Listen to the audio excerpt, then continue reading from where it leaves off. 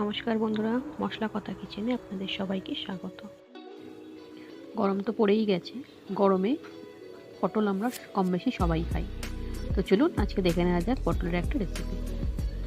এই পটলের রেসিপিটার জন্য প্রথমে আমি এখানে 4 চামচের মতো সরষের তেল দিয়ে দিয়েছি। দিয়ে তেলটা একটু গরম করে নেব।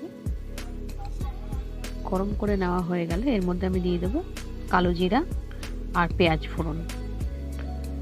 দিয়ে পেঁয়াজটাকে একটু হালকা ভেজে নেব,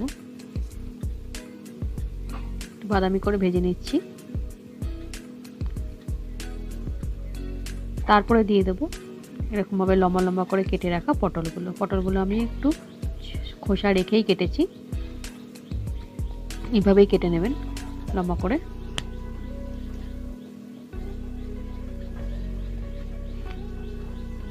এবার এগুলোকে আমি একটু ভেজে নেব, হালকা লাল লাল করে ভাজতে হবে। এর মধ্যে আমি একটা এবার মশলা করে নিচ্ছি। তার জন্য শুধুমাত্র হলুদ আর একটু লঙ্কার গুঁড়ো দিয়ে আমি এই মশলাটা করে নেব। 2 চামচ জল দিয়ে দিলাম, দিয়ে এটা গুলে নিচ্ছি। ব্যাস হয়ে গেছে।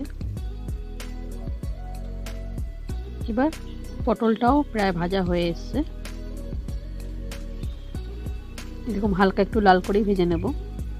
নিয়ে দিয়ে দিচ্ছি এখানে কাঁচা লঙ্কা। ঝালটা নিজেদের পছন্দ অনুসারে দেবেন, একটু ঝাল বেশি খেলে একটু বাড়িয়ে দিতে পারেন।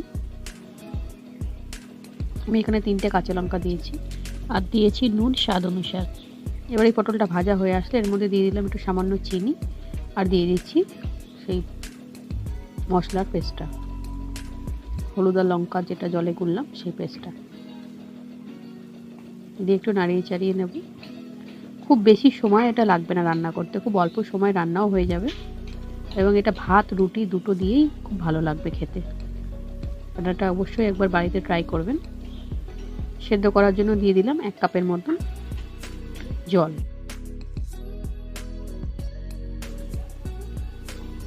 দিয়ে এটাকে ঢেকে মিনিট 5-7 মতন বা 10 মিনিটের মতন সেদ্ধ করে নেব। ব্যাস হয়ে গেছে। দেখুন দুর্দান্ত স্বাদে।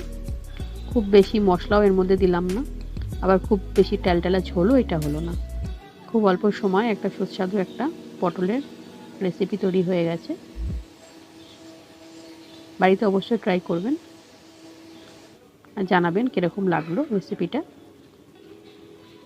ভিডিওগুলো যদি আপনাদের ভালো লাগে তবে অবশ্যই চ্যানেলটাকে একটু সাবস্ক্রাইব করে নেবেন নতুন নতুন ভিডিও পাওয়ার জন্য। স্বাদের পটলের রেসিপিটা তৈরি হয়ে গেছে। ভাত রুটি দুটো দিয়েই খাওয়া যেতে পারে। সম্পূর্ণ ভিডিওটা দেখার জন্য আপনাদেরকে ধন্যবাদ।